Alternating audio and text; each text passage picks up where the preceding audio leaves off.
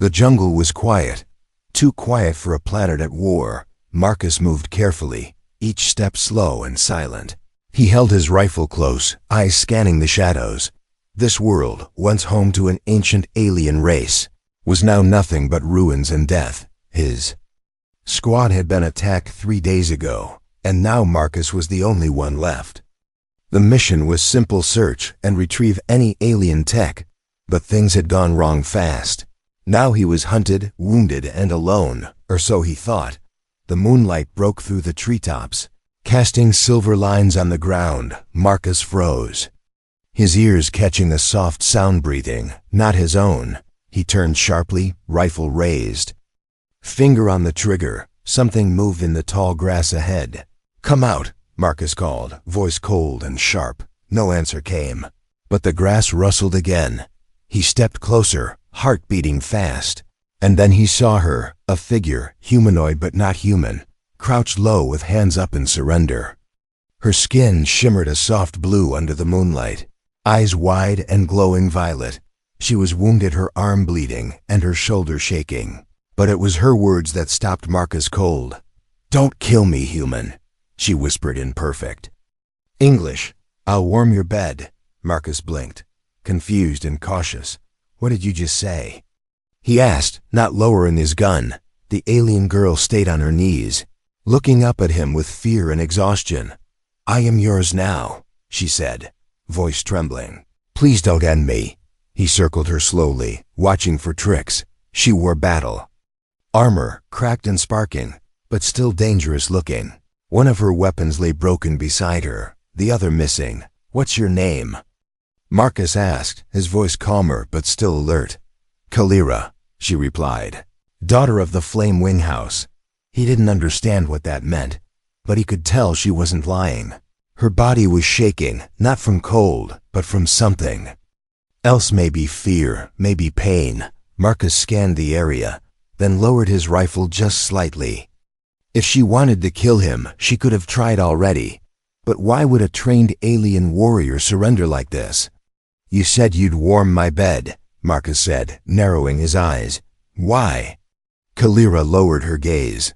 "That is what my people were taught to say when defeated by a strong mate." She looked up again. "It's survival." Marcus didn't know whether to laugh or run.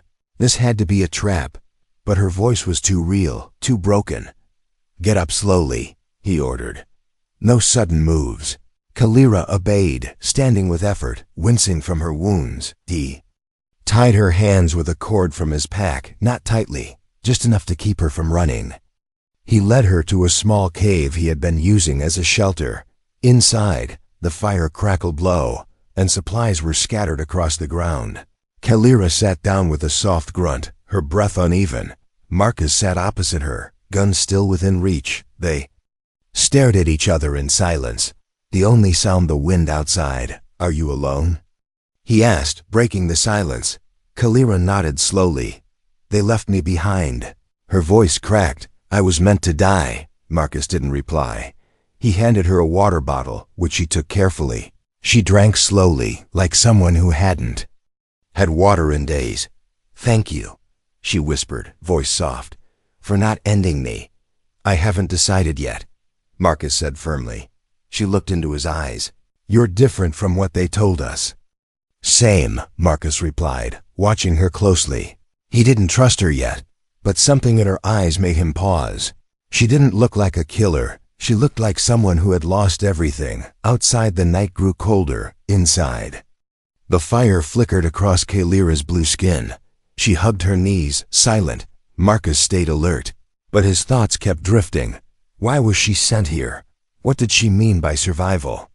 And why did her words feel more like a cry for help than a surrender? He would find out soon, but tonight she was his prisoner, and maybe something more. The morning came slow and gray. Rain tapped on the rocks outside the cave as Marcus stirred from light sleep. Kalira was still there, sitting against the wall, her hands still loosely tied. She hadn't run, hadn't tried anything all night.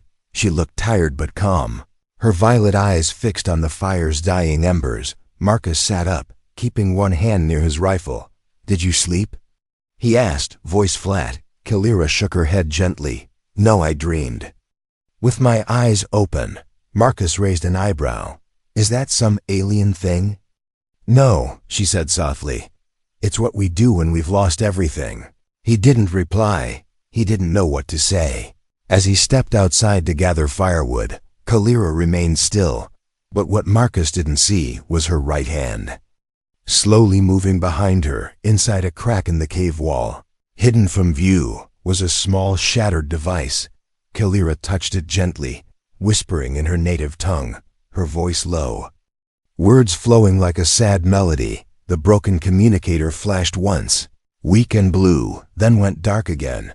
She sighed and pulled her hand back before Marcus returned when he came in.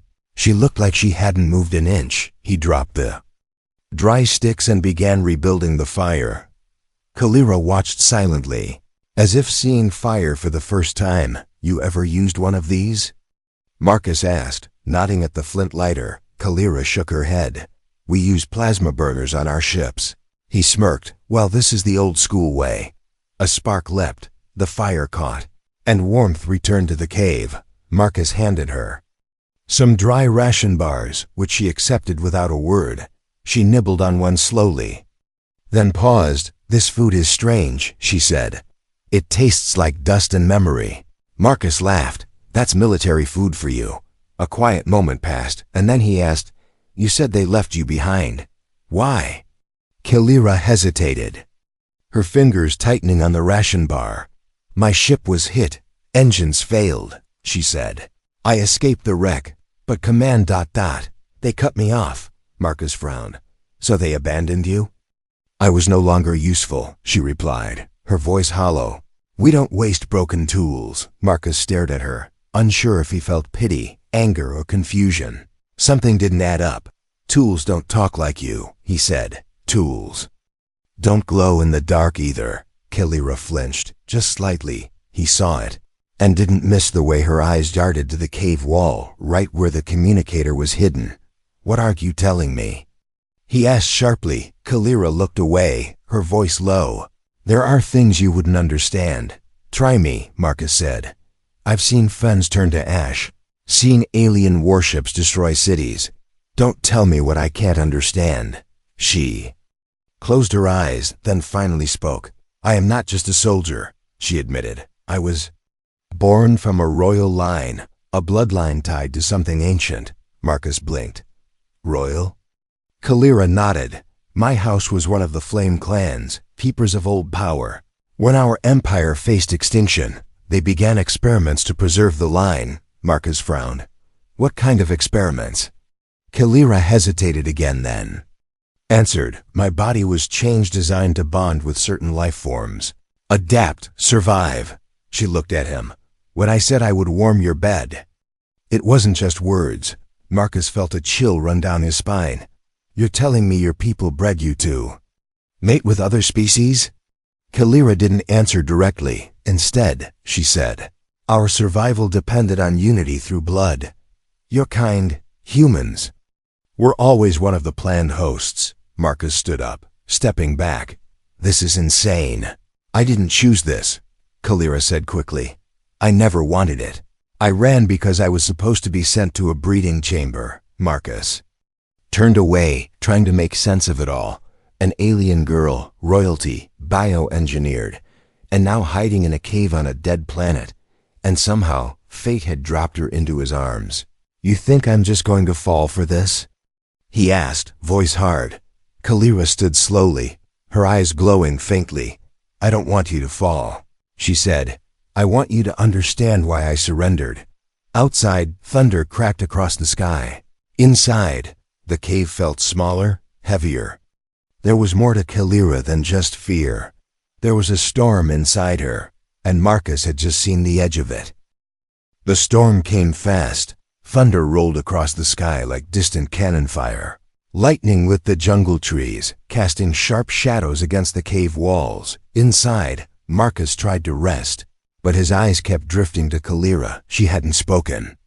Since her confession, she sat quietly, arms wrapped around her knees, staring into the fire like it held answers. But Marcus saw something strange. Her skin shimmered not from moisture, but from faint lines of light. They ran along her neck, across her cheeks, glowing softly like veins full of stars. "Are you okay?" he asked cautiously, hand drifting toward his rifle. Kalira looked up slowly, her eyes brighter than before. "I feel ... warm," she whispered, "like something inside me is waking." That didn't sound good. Marcus moved a little closer to the exit, just in case. "I thought you said your power was sealed," he said, voice sharp. "It was," Kalira replied, "but something here, this planet, it's calling it back." Then her body shook and she gasped, falling forward. Marcus caught her before she hit the floor. Her skin burned hot, and that glow pulsed brighter now like fire under her skin. "Kalira," he called, but she wasn't responding. Her eyes rolled back slightly, lips parted as if in pain or shock. Then the glow surged. The entire cave lit up in blue and gold light. Marcus shielded his eyes, stepping back as her body hovered an inch above the ground. Wind swirled. Inside the cave, though, the air was still outside. "Damn it," Marcus muttered. "What the hell are you?" Kalira let out a soft cry, like a wordless scream, and then the light faded. She dropped to the cave floor, breathing hard, eyes flickering open. "I'm sorry," she whispered. "I couldn't stop it." Marcus rushed to her, checking her pulse, still alive, still burning hot. But her skin now had strange marks, faint symbols glowing like ink beneath the surface. "This isn't just some royal trick," he muttered. "You're something else entirely." Kalira nodded weakly. "They use the Ember Code. It's ancient genetic fire. It chooses a time to awaken." "Why now?" Marcus asked. "Why here?" Kalira looked at him, her voice shaky but clear. "Because you're near, Marcus." Froze. "What do I have to do with it?" Kalira sat up slowly, her body still glowing faintly. "You triggered it," she said. "Your presence ... your blood. It speaks to mine." "You mean I turned on some alien power switch?" He snapped, confused and angry. "No," she said. "You're not a switch. You're a match." Outside, lightning struck again, shaking the cave walls. But Marcus didn't flinch. He was too busy staring at her glowing skin. "You were designed to bond with us," she continued, "to unlock what was hidden." "I didn't think it would happen this fast." Marcus stood up, running both hands through his hair. This was too much, too fast, too weird. One day ago, he was hunting aliens, and now he was apparently awakening one. "I should turn you in," he muttered. "Let command deal with you." Kalira looked down, her voice suddenly quiet. "They'll kill me." He looked at her. "Not if you can glow like a damn reactor." "They'll still kill me," she said, "because I'm not supposed to choose. I chose to surrender." "I chose you." That last sentence hit him like a punch to the chest. Kalira pulled her knees close again, trying to make herself small. "I don't expect you to want me," she whispered. "I just didn't want to die alone." Marcus sat back, down silent. The fire crackled, casting dancing shadows on the walls. Outside, the storm raged on. Inside, two enemies sat together, neither one knowing what would happen next. A few hours passed in silence. Then Kalira stirred and pulled something from inside her broken armor. It was a crystal, shaped like a teardrop, dim but humming. "This is a signal core," she said, offering it to him. "You can use it to call your people." Marcus stared at it, surprised. "You're giving me a way to turn you in." Kalira nodded. "If that's what you want. But before you decide, look outside." He frowned but stepped out of the cave and into the wet night. There, across the sky, hovered a ship massive. Dark and silent. It wasn't human, and it wasn't here for peace. Asterisk. The alien ship hung in the sky like a silent god. Black metal shimmered under the moonlight, its shape sharp and cold. It didn't move, didn't flash a warning. It just hovered, watching, waiting. Marcus stood at the edge of the cave, staring up. He had seen alien warships before, but never one this quiet. And never one that made his skin crawl. Inside the cave, Kalira was breathing hard again. Her body glowed in soft golden waves, like something inside her was pulsing with life. "They found me," she said, barely above a whisper, "but they're not here to save me." Marcus turned to her. "Then what do they want?" Kalira looked at him, her eyes no longer just violet. They were burning orange now. "They want to erase me," she said. "Before I change." "Change into what?" Marcus asked, stepping closer. She didn't answer with words. Instead, she reached for a small tool at her side and activated a hidden panel in her armor. A faint beam of light scanned her chest, then projected a floating image into the air. Marcus saw what looked like a map of her body, but inside it was something alive. A network of glowing threads moving like lightning across her veins. "This is the Ember Code," Kalira said, pointing to the glowing web. "It was buried deep in my blood since birth.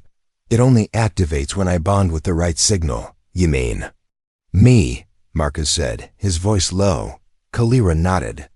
Slowly, "Yes, your presence triggered it. Not just your biology, but your emotions. Your will to protect." Marcus stared at the map, confused and amazed. "You're saying I've somehow unlocked alien tech inside you?" "It's more than tech," Kalira said softly. "It's inheritance. My people use genetic coding to store power across generations.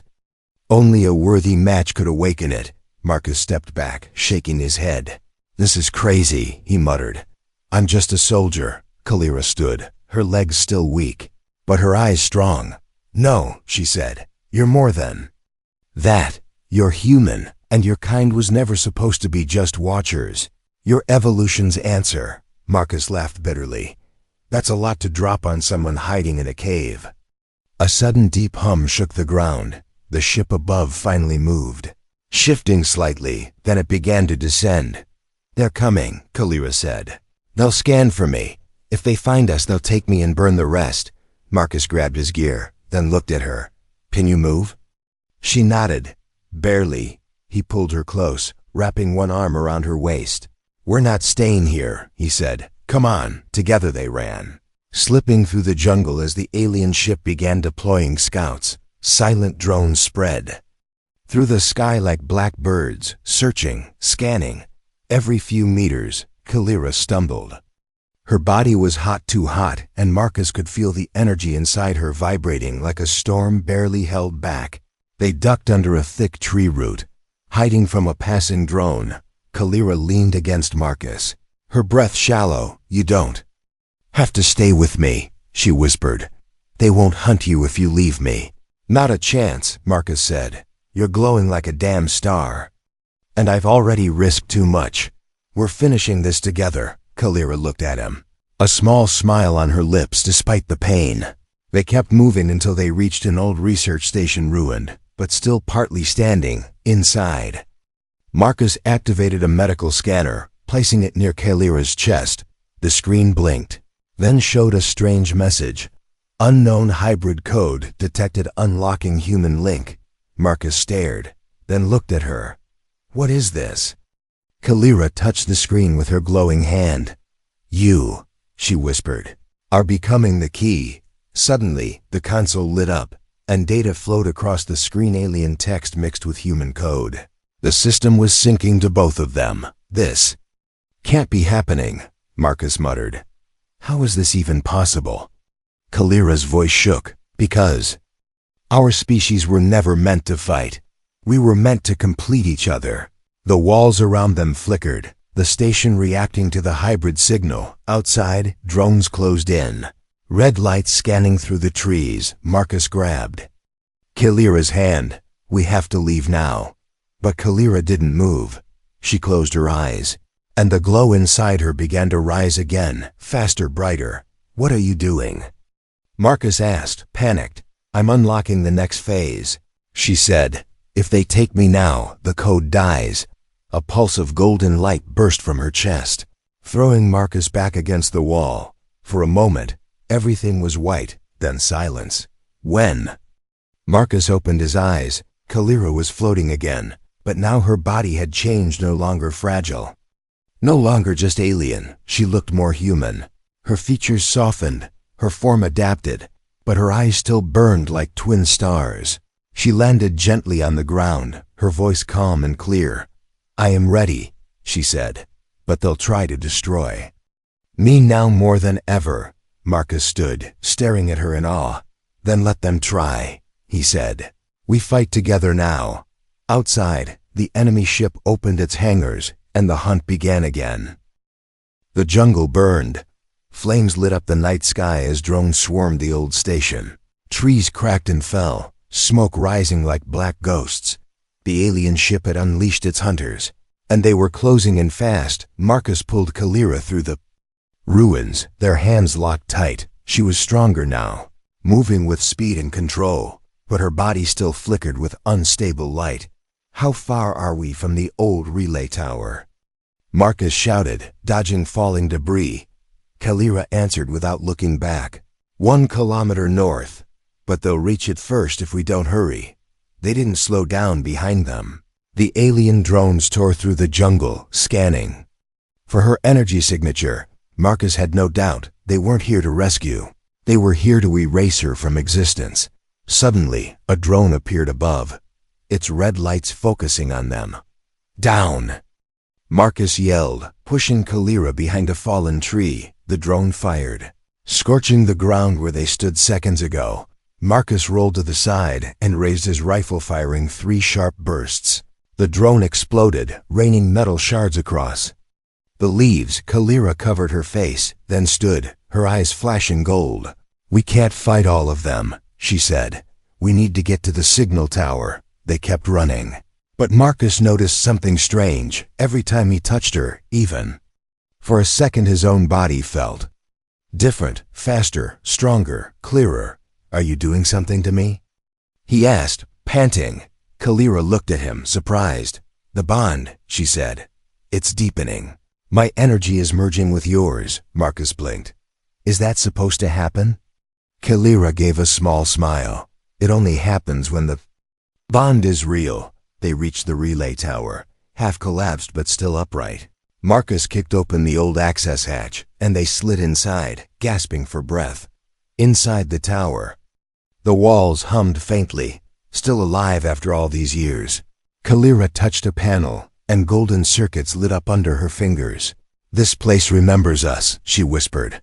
"My ancestors helped build it. Can it send a signal to Earth?" Marcus asked. Kalira nodded. "Yes, but only if I boost it using the bond." Before Marcus could ask what she meant, Kalira stepped closer. She placed her glowing hand over his heart. The warmth spread fast through his chest, like fire and light. "You must trust me," she said, her voice gentle. "Let me complete the link." Marcus hesitated, but then nodded slowly. "Do it." The moment she pressed her hand fully against him, their bodies lit up, golden light wrapped around them like a cocoon. The relay tower shuddered, ancient systems powering on. Data streamed across the walls, alien and human symbols merging. The signal burst into the sky like a beam of lightning heading straight toward the stars. On the alien ship above, alarms blared. A signal was being sent, one they couldn't allow to spread. A new wave of drones launched, faster, more dangerous. Inside the tower, Kalira collapsed to her knees, her face pale, eyes dim. "Too much energy," she gasped. "I pushed too hard." Marcus caught her before she fell.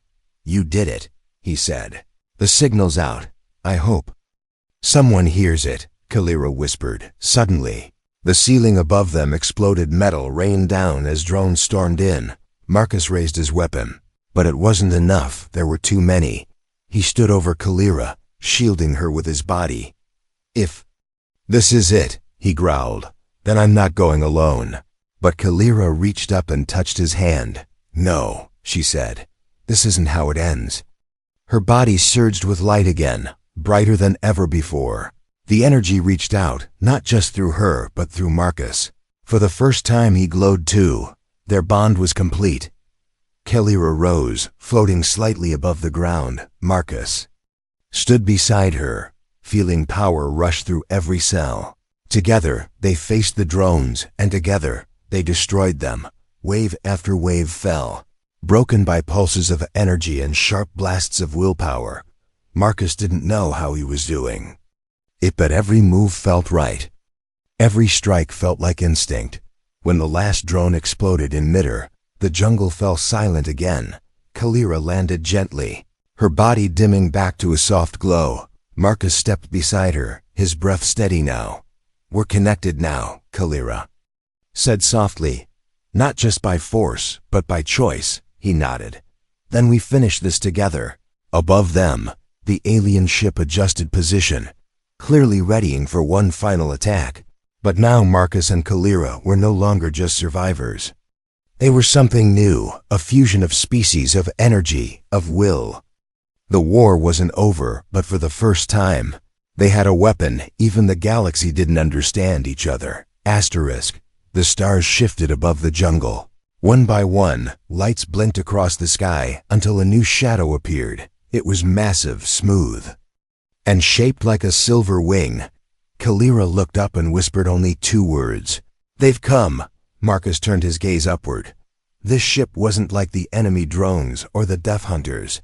It was bigger, slower, and more elegant, like a ship that didn't rush because it never had to. Kalira's face had gone pale. She took a step back, her hands trembling. "That is a royal flagship," she said. "The Flameburn Ascension." Marcus didn't like the name. It sounded like something holy and dangerous. A voice echoed across the jungle, loud, cold, and deep. "Kalira of the Flame Winged, your exile is over. Return to the line." Kalira's heart sank. She knew that voice. It belonged to High Lord Syrex, her father's brother, the one who had ordered her removal. Marcus narrowed his eyes. "They tracked the signal." Kalira nodded slowly. "They always do. But they didn't come to save me." She stepped forward and shouted toward the sky. "I am no longer part of your design." There was silence. Then the voice returned, colder this time. "You were never meant to think, only to bond. The Ember Code has reached full stage. You are now property of the line." Marcus clenched his fists. He had heard soldiers speak coldly before, but never like this. "You're not property," he said to her. "Not now, not ever." Kalira turned to him, her eyes soft. "Thank you, Marcus." Then she looked back to the sky, voice strong. "I have chosen my path," she said. "I bonded not by force, but by choice. This code belongs to me now." A beam of light shot down from the ship. It wasn't an attack, it was a doorway. From it, a group of tall alien figures floated down, clad in red armor, their faces hidden behind smooth masks. They marched forward like priests heading for a sacrifice. Kalira stepped forward, her body glowing once again. The soldiers stopped 10 feet from her. One of them stepped forward and removed his mask. It was Lord Syrex. His face was pale silver, eyes glowing with gold. He looked at Kalira not with warmth, but with calculation. "You've become something strange," he said, "but your power belongs to us." "No," Kalira said. "It belongs to me." Syrex looked at Marcus. "You are the key?" Marcus raised his rifle slightly. "I'm her choice." The alien lord tilted his head. "Then you are a mistake." Syrex raised his hand, and the soldiers stepped forward, weapons ready. Kalira spread her arms wide, energy building in her palms. Marcus stepped beside her. "You really want a war?" he asked Syrex. The alien lord smiled faintly. "This is not war, this is correction." Without warning, the red-armored soldiers attacked, but this time, Kalira didn't flinch. With a wave of her hand, golden fire exploded from her fingers. The ground shook as energy spiraled through the air. Marcus fired too, moving with speed he didn't know he had. Their bond was no longer just energy, it was instinct. They moved as one, each strike in rhythm. Kalira's flames curved around Marcus, never touching him, only protecting. One by one, the red-armored soldiers fell. They didn't die, they froze, locked in stasis by Kalira's fire. Syrex took a step back, face twisting in fury. "You would turn your back on your people for this human?" he roared. Kalira's voice was calm. "I did not turn my back. I turned toward the future." She lifted her hand, and the energy inside her pulsed. A ripple of light moved through the air and hit Sarek square in the chest. He staggered. Falling to one knee, "You ... Don't understand what you've done," he gasped. Kalira walked toward him slowly. "I broke the chain," she said. "And now others will too." Sarek looked at Marcus with hate in his eyes. "This will start a war," he hissed. Marcus looked down at him. "Then start one," he said. "We'll finish it." Kalira turned away, her glow dimming. The remaining soldiers vanished into the beam of light. Returning to the ship, seconds later, the flagship lifted into the sky and disappeared into the stars. Silence returned. Kalira stood still, her breath heavy. Marcus walked to her side. "You okay?" he asked. She nodded slowly. "I'm free. For now," Marcus added. "But they'll be back." "I know," she whispered. "But next time, we'll be ready." The sky above the jungle was quiet now. The enemy ship had vanished, but the air still felt charged. Kalira stood beside Marcus at the edge of the ridge, watching distant clouds roll by. For the first time in her life, she wasn't running, hiding, or obeying orders. She was choosing below them. Smoke rose from the last battle, but no more enemies came.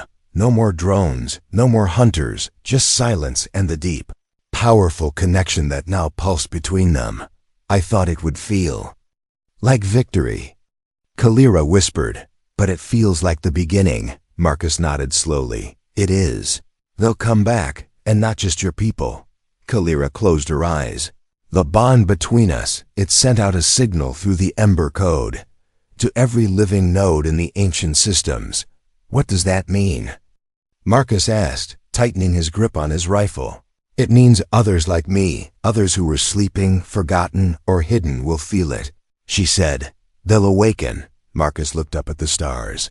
"So we didn't just start a fight.